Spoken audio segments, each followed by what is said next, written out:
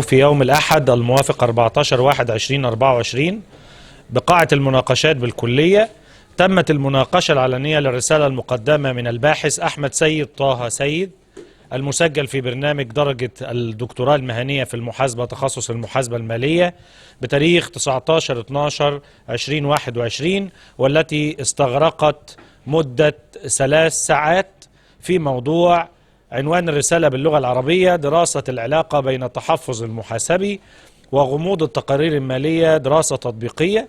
عنوان الرسالة باللغة الإنجليزية: Study the relationship between accounting conservatism and financial reporting opacity and empirical study.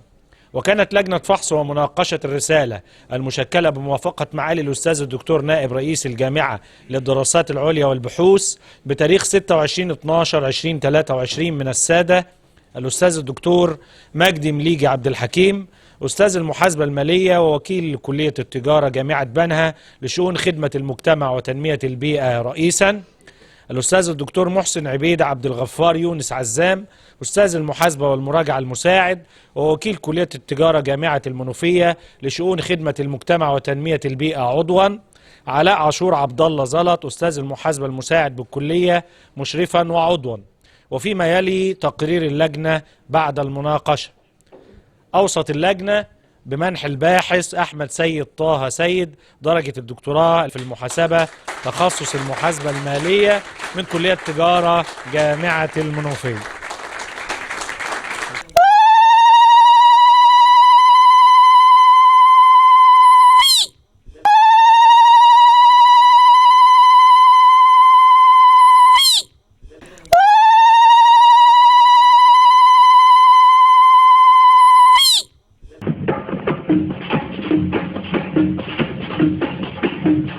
وحياة قلبي وأفراحه وهنا في مساء وصباحه، وحياة قلبي وأفراحه وهنا في مساء وصباحه، ما لقيت فرحان في الدنيا زي الفرحان بنجاحه.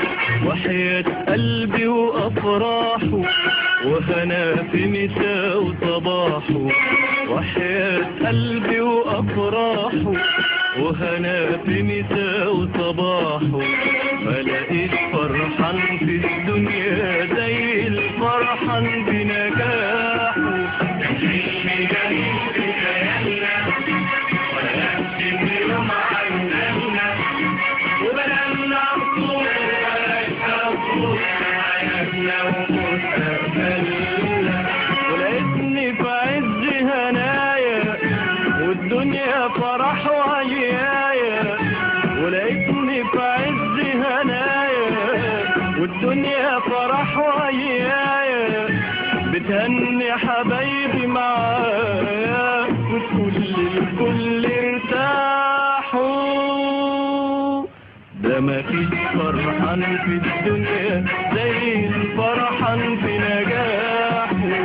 وحياة قلبي وأفراحه وحياة قلبي وأفراحه، وحياة قلبي وأفراحه وحياة قلبي وأفراحه، مفيش فرحان في الدنيا زي الفرحان في نجاحه. ناجح يرفع ايده كان بعيد وعيده، ناجح يرفع ايده كان بعيد وعيده، ويقول ونقول ناجحين على طول ونجحنا يطول دايما على طول، دايما على طول دايما على طول دايما دايما دايما دايما دايما. بحث علمي جديد بقسم المحاسبة المالية بجامعة المنوفية، وعن هذا البحث يسعدنا نلتقي بالدكتورة مروة صابر مدرس المحاسبة المالية بكلية التجارة جامعة المنوفية. أهلا بك يا فندم. اهلا وسهلا يا استاذ ضياء، منورنا ودايما منورنا الحقيقة. شرف لينا حضرتك بقى يا دكتورة. كلمينا بقى بما ان حضرتك عضو لجنة الحكم والمناقشة، كلمينا بقى عن البحث وما يضيفه البحث العلمي. تمام يا فندم.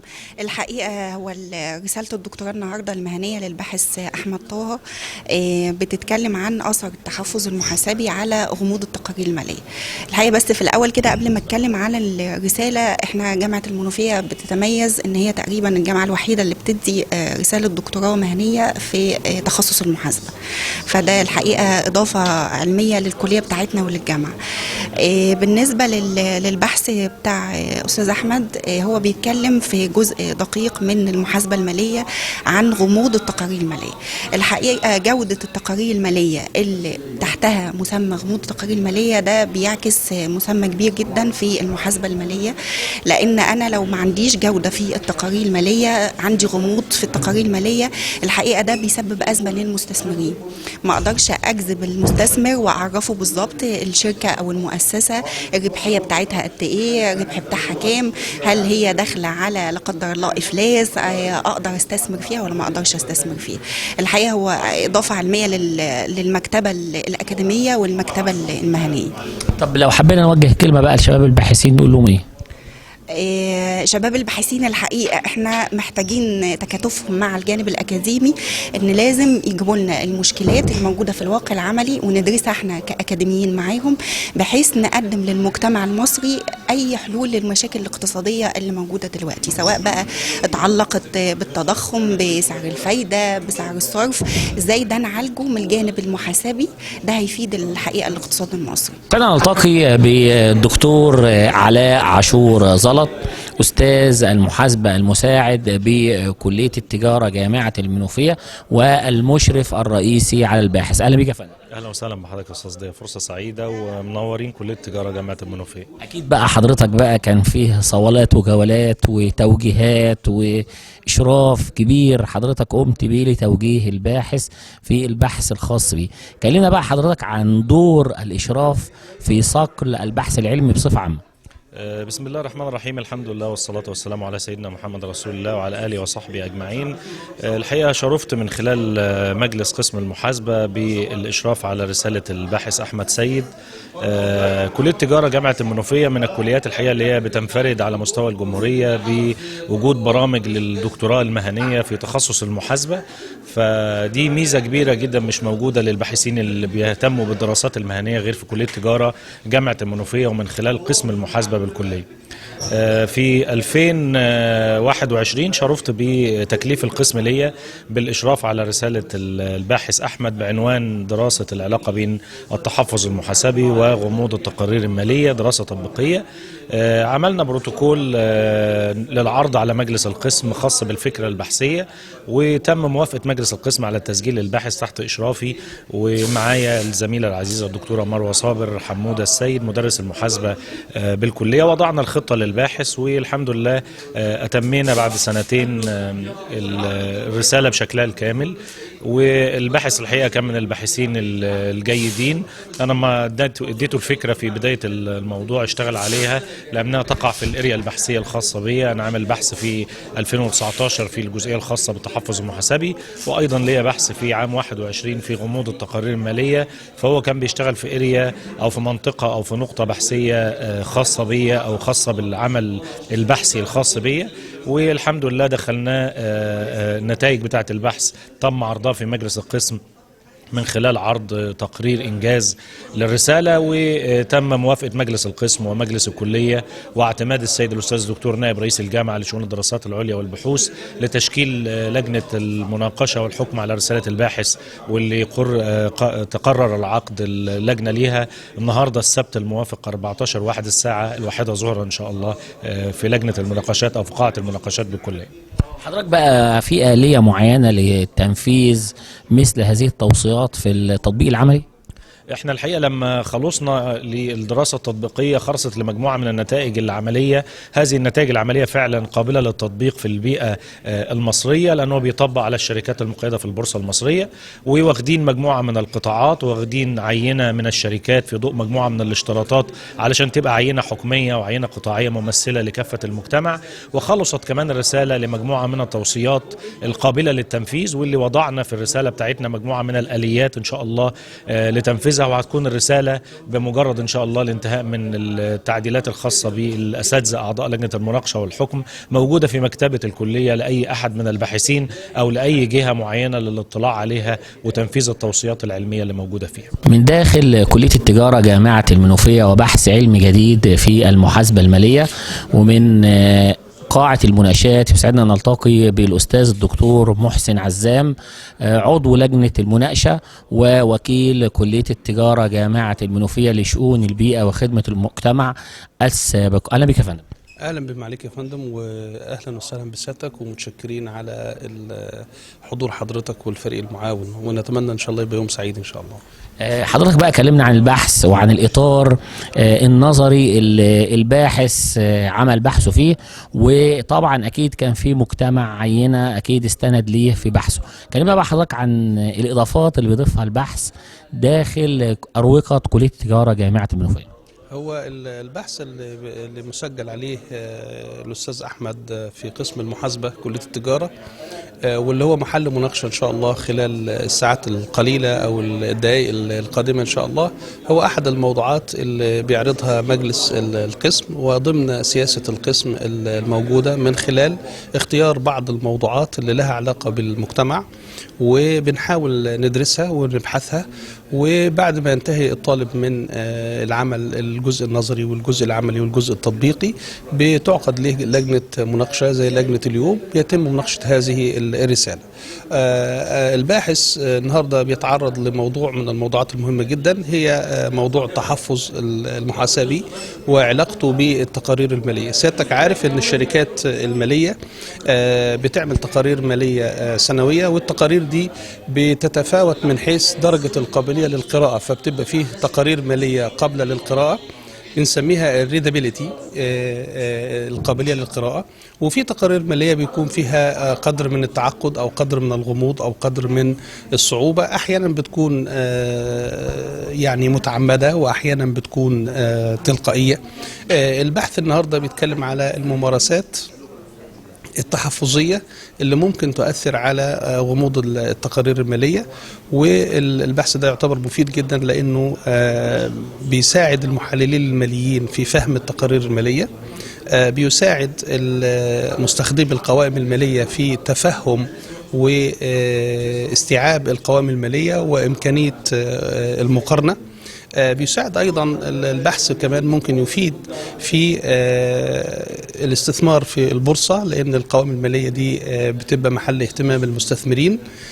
كمان البحث بيتناول موضوع من الموضوعات المهمة، وهي التحفظ المحاسبي أو السياسات المحاسبية التحفظية سواء كانت الشرطية أو غير الشرطية، وده برضو من الموضوعات المهمة جدا اللي بيأثر على الخصائص المعلومات المحاسبية، على الخصائص المعلومات بصفة عامة، وده موضوع من الموضوعات المهمة اللي بتأثر في قرارات المستثمرين. وبالتالي الرسالة بتاعت اليوم أو موضوع اليوم النهاردة هو بيقدم مساهمة بتخدم المجتمع، ومساهمة تخدم الباحثين، ومساهمة يعني نقدر نقول إن فيه مساهمة عملية ومساهمة علمية في هذا الموضوع. لو حبينا بقى نوجه كلمة لشباب الباحثين بجامعة المنوفية نقول لهم ايه؟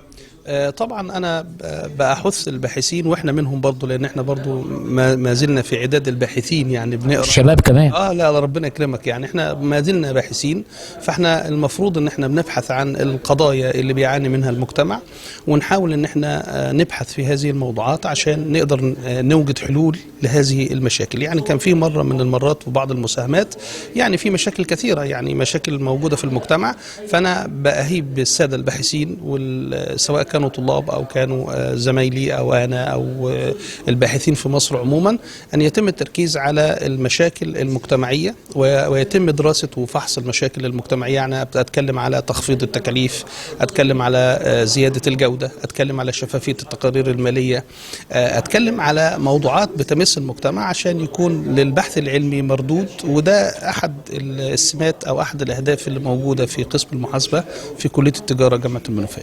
توفيق. شكرا يا فندم، وكل عام وحضرتك بخير، واتمنى لحضرتك كل التوفيق، وشاكر جدا لحضرتك. بحث علمي جديد بقسم المحاسبة المالية بكلية التجارة جامعة المنوفية. يسعدنا نلتقي بالأستاذ الدكتور مجدي مليجي، رئيس لجنة الحكم والمناقشة على الباحث ووكيل كلية التجارة جامعة بنها لشؤون البيئة وخدمة المجتمع. أهلا بك يا فندم. اهلا وسهلا. حضرتك بقى كلمنا عن البحث وكلمنا عن دور لجنة الإشراف مع الباحث. احنا في البدايه بنرحب بسعادتكم على هذا اللقاء، والباحث احمد سيد من الباحثين المتميزين علما وخلقا. الرساله بتتكلم على موضوع غايه في الاهميه، ومن ضمن المتطلبات الاكاديميه والمهنيه في الفتره الحاليه اللي هو بيتكلم على العلاقه ما بين التحفظ المحاسبي وغموض التقارير الماليه.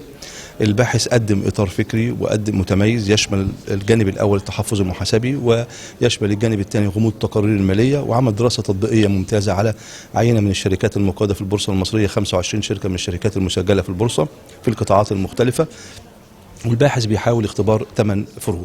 احنا بنبقى سعداء جدا جدا لما بنيجي نناقش يعني باحث بيكون متميز علما وخلقا مع اساتذتنا في تجاره المنوفيه، ونتمنى للباحث كل التوفيق ان شاء الله. يعني حضرتك ممكن نقول البحث بيضيف إضافة كبيرة في مجال مثلا المحاسبة الضريبية أو محاسبة العملاء ضريبيا، وكمان بيحدد مؤشرات الاستثمار داخل الشركات. البحث ينطبق يعني يندرج تحت نوع من انواع اسمه التخصص المحاسبه الماليه، انه بيتكلم على التحفظ وغموض التقارير الماليه. الباحث استخدم مجموعه من المقاييس في قياس مستوى تحفظ الشركات، ان احنا بنطبق مبدا الحيطه والحذر، وكذلك الباحث بيحاول ان يحسن من مستوى الافصاح والشفافيه في التقارير الماليه من خلال تاثير احد العوامل المتغيرات المستقله اللي هو التحفظ المحاسبي على المتغير التابع اللي هو جوده التقارير الماليه. ده كله بينعكس في الاخر على كفاءة قرارات المستثمرين وبيحسن من جودة التقارير المالية. سنلتقي بالأستاذ الدكتور إبراهيم عبد المجيد، رئيس قسم المحاسبة المالية بكلية التجارة جامعة المنوفية. أهلا بك يا فندم. أهلا وسهلا. أنا أستاذ ضياء، أهلا بيك في رحاب كلية التجارة جامعة المنوفية.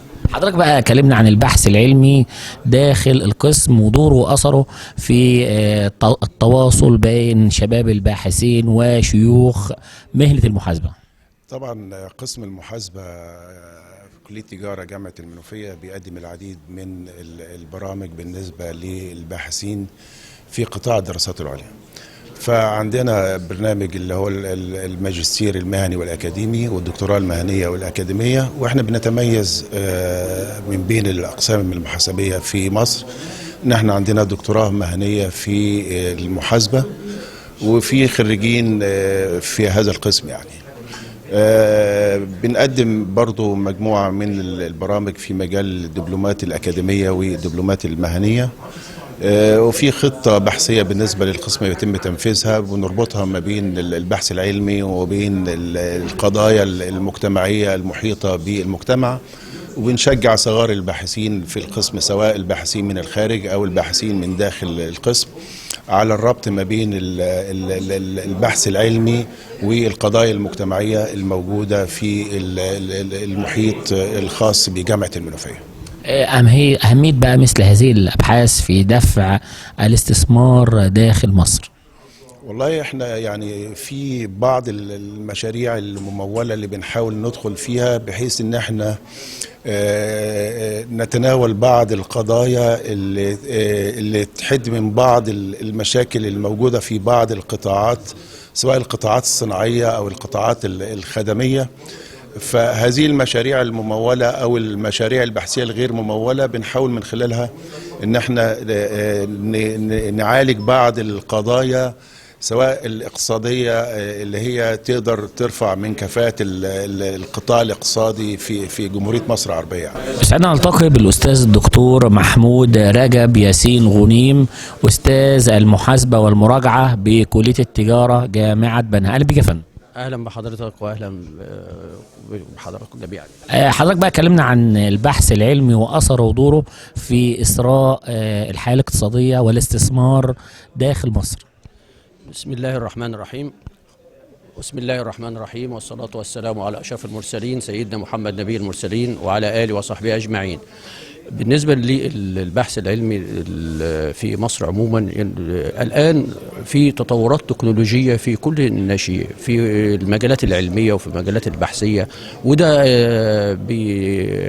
بيطور هنا الفكر التفكير المحاسبي والمراجعة في ازاي الباحثين يخشوا مجالات جديده ويستخدموا التقنيات الجديده، التقنيات الحديثه اللي هي ممكن استخدامها في المجال المحاسبي وفي مجال المراجعه، ويقدروا هنا ايه يوصلوا الى نتائج افضل في ظل هذه التطورات التكنولوجيه.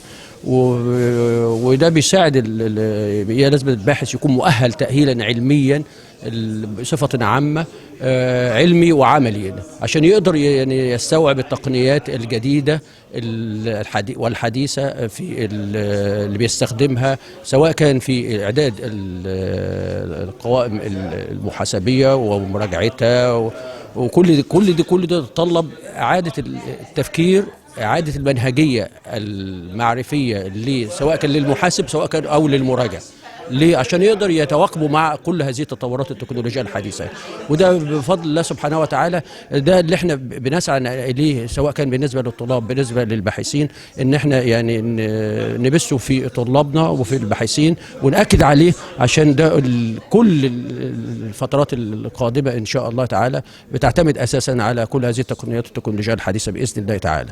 في سبيل ذلك نقدر نشوف المجال البحث العلمي في افضل حالة، ونوصل الى نتائج قيمة تقدر تفيدنا في الحياة المعيشية.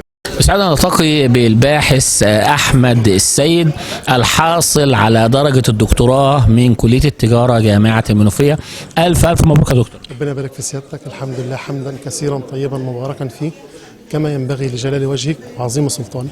الأصل إن احنا نتحصل على الحاجات اللي احنا لسه عايزينها، إن احنا نشكر ربنا على اللي احنا وصلنا له. الحمد لله رب العالمين، الحمد لله رب العالمين حمدا كثيرا طيبا مباركا فيه. احنا شايفين مجهود كبير حضرتك قمت بيه في العرض والسرد للبحث الخاص بيك، ولجنة المناقشة كان يعني لها دور كبير وأسند ثناء عظيم على البحث الخاص بحضرتك. كلمنا بقى عن مشوار بحثك وأهم الصعوبات اللي قابلتك وإزاي اتغلبت عليها. الحمد لله. أولا أنا بشكر لجنة الإشراف كلها، سواء سيادة الأستاذ الدكتور علاء عاشور والأستاذة الدكتورة مروة صابر، على المجهود اللي عملوا معايا. حقيقي لما كان بتقف قدامي أي مشكلة أو بتقف قدامي أي حاجة كنت بلجأ ليهم على طول، كنت بلاقي منهم العون والمساعدة. أحيانا كنت بتصل بيهم في أوقات متأخرة بيردوا عليا، أحيانا كنت بزعجهم بكتر اتصالاتي وبكتر أسئلتي، وبصراحة كانوا بيقابلوا كل ده بصدر رحب. أما عن لجنة المناقشة فأنا والله أنا بشكرهم على كل الدعم وكل التوجيهات وكل النصح اللي قدموها لي النهاردة، وكل التوجيهات اللي قالوها النهاردة. هي دي بترقى من العمل بتاعي وبتزود العمل بتاعي وبتنمي العمل بتاعي. فالحمد لله أنا بشكرهم وبحمد ربنا الحمد لله حمدا كثيرا طيبا مباركا فيه. شعورك بقى ايه النهارده؟ وما شاء الله عليك حصلت على درجة الدكتوراه، وبتهديها لمين؟ الحمد لله اكيد طبعا فرحان ومبسوط، واول حد اهديله الرساله بتاعتي هو والدي رحمه الله عليه. كان بيتمنى ان هو يكون معايا في يوم زي كده، وانا كنت بتمنى برضو ان هو يكون معايا في يوم زي ده. بس الحمد لله حمدا كثيرا طيبا مباركا، الحمد لله يعني ده قضاء ربنا وانا راضي بيه. بهدي برضو الرساله بتاعتي لوالدتي، ربنا يطول في عمرها ويبارك لي فيها. كل اللي بيحصل لي النهارده ده اكيد بفضل دعائها، دايما بتذكرني في دعائها، دايما بتقول لي انا دايما بدعي لك ودايما راضي عنك، والحمد لله يا رب الحمد لله على رضاها علي. بتحب تقول بقى ايه للشباب اللي زيك اللي هم يعني بياخدوا خطى ثابته وواثقه لتحقيق نتائج مبهره زي النهارده كده لحضرتك؟ ربنا يبارك في سيادتك. ده اول حاجه انا بقول للشباب اليوم ده وفرحته وتعب السنين اللي فاتت تستاهل ان انت تتعب عشان توصل لليوم ده. اليوم ده فرحه غير عاديه، لما تحصل على اعلى درجه علميه ده فرحه لا تضاهيها اي حاجه. الانسان مننا لما بياخد جزء من العلم بياخد جزء من السعاده، فكل ما ترتقي في العلم كل ما بترتقي في السعاده اكتر. بالتوفيق يا دكتور. ربنا يبارك في سيادتك. شكرا لسيادتك جدا. النهارده احنا يعني شفنا فرحه كبيره قوي، وصلت لمرحله دموع الفرح في عيون الدكتور حسني عودة. سعيد جدا، كان سعيد وفخور بأخوه وحبيبه وصاحبه الدكتور أحمد السيد طه. يعني احنا كنا بالأمس القريب حاضرين رسالة الدكتوراه بتاع حضرتك يا دكتور، لقينا في تناغم كبير جدا وصداقة وأشياء يعني لا توصف بينكم وبين بعض في المحبة والأخوة. انتوا بصراحة يعني خير مثال للأصدقاء والإخوات والأصحاب اللي شفناهم في حياتنا. فالدكتور حسني بقى عودة يوجه كلمة لأخوه الدكتور أحمد السيد طه. الحمد لله على نعمة التمام والكمال والختام. أولا أبارك لأخي وصديقي وحبيبي ورفيق دربي وتوأم روحي الدكتور أحمد سيد طه سيد لحصوله اليوم على درجة الدكتوراه في المحاسبة تخصص محاسبة مالية. ثم أشكره على المجهود المبذول في هذه الرسالة. أنا قرأت رسائل عديدة ما لقيتش أجمل من هذه الرسالة، لأن الرسالة جمعت فيها جميع أفكار وطرق ومناهج ومدارس جامعات مصر، لأن طبعا زي ما انتم عارفين كل جامعة لها فكرة وطريقة ومنهجية في إعداد أو كتابة الرسائل العلمية. الدكتور أحمد جمع جميع هذه الأفكار في هذه الرسالة، لأن الدكتور أحمد درس في معظم جامعات مصر. الدكتور أحمد حاصل على بكالوريوس تجارة من جامعة القاهرة، حاصل على دبلومة في المحاسبة والمراجعة من جامعة القاهرة، حاصل على 2 ماجستير من كلية التجارة وإدارة الأعمال جامعة حلوان، درس في مرحلة التمهيدي والتأهيلي في جامعة بني سويف.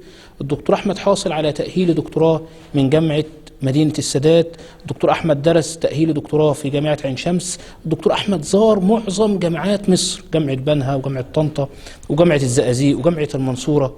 الدكتور أحمد كان دائما يلبي دعوات المؤتمرات والمناقشات وخاصة المؤتمرات، وكان ما بيحضرش في المؤتمر كحضور مستمع فقط، بل كان يحضر دايما بيقدم فيه بحث علمي حتى يضيف للمؤتمر ويضيف لعلم المحاسبة والمراجعة والمكتبة العربية والأجنبية بفضل الله عز وجل.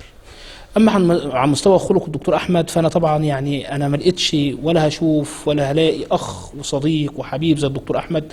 كان عنده أخلاق عالية جدا، وكان عنده نعمة كبيرة قوي وهي نعمة الإيثار. كان دايما يأسر نفسه، يعني مثلا هو عاوز بحث لنفسه، عاوز يدور على مرجع لنفسه، وانا اقول له عاوز بحث ليا، عايز مرجع ليا، ابص الاقيه جاب لي 30 40 مرجع، اجل عمله واسر وعنده اصرار اثر نفسه على ايه، وقدم البحث ليا ولجميع زملائي نفس الوضع. فانا اشكر الدكتور احمد واشكر اهل بلدي اللي حضروا وشرفونا اليوم وجميع اصدقائنا من جميع بلدان العالم، واشكر اللي جاي من السفر ومن الامارات وحضر النهارده يعني الدكتوره سهى وجميع الباحثين زمايلنا.